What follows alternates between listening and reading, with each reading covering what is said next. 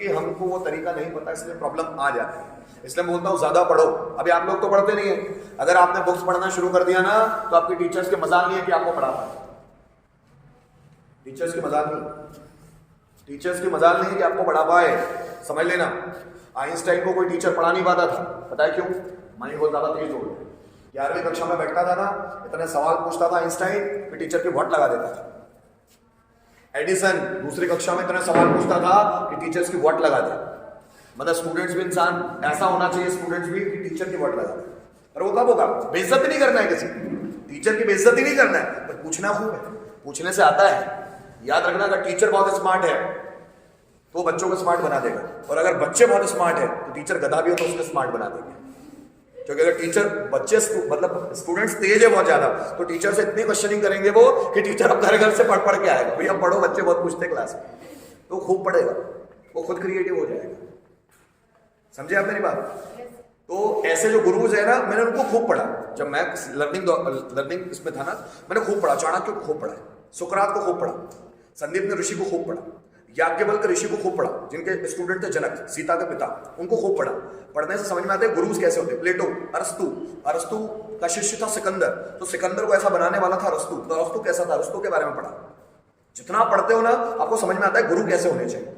जैसे नानक साहब के जो शिष्य थे, उनका नाम एक शिष्य था लहड़ा, जो आगे जाके उन्हीं का मतलब उन्हीं के आगे दूसरा गुरु बना। तो सीखने वाले तो नानक साहब के लड़के भी थे, पर नानक साहब के लड़के अगले गुरु नहीं बने, तो नानक साहब के लड़कों में दम नहीं था। तो लहड़ा जो था ना, वो अगला गुरु बना। गुरु नानक साहब ने अगला गुरु उनको बनाया, उनके खुद के बच्चों को तक नहीं बनाया, क्योंकि वो बोलते हैं जिसमें क्वालिटी हो उसी को आगे आना चाहिए।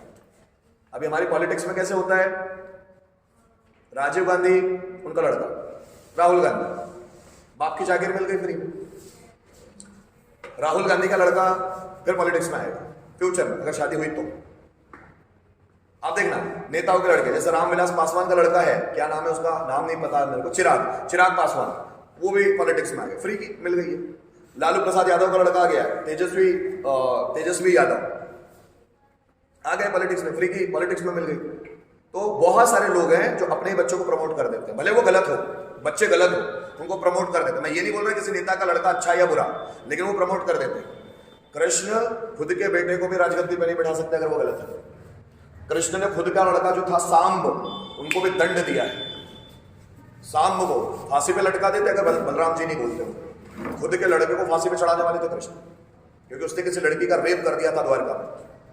तो कृष्ण उनके लड़के को उस फांसी पे चढ़ाना चाहते। उनका लड़का बहुत शराबी था, सांब बहुत शराब पीता था, लड़की को छेड़ता था, रेप कर दिया था एक बार। तो जब उनसे रिक्वेस्ट करने आए, जब न्याय सभा में आए कृष्ण के सामने, तो कृष्ण ने फांसी की सजा दी। बलराम ने रोका कि नहीं भैया ऐसा नहीं कर सकते, थोड़ा सा कुछ और दूसरी सजा दे दो, पर फांसी की सजा मत दो। तो कृष्ण वो है जो अपने लड़के को भी नहीं बख्शते। ये समझ लेना, अगर गलत करोगे तो बख्शेंगे नहीं, कोई भी हो। तो ये सबके साथ है। जो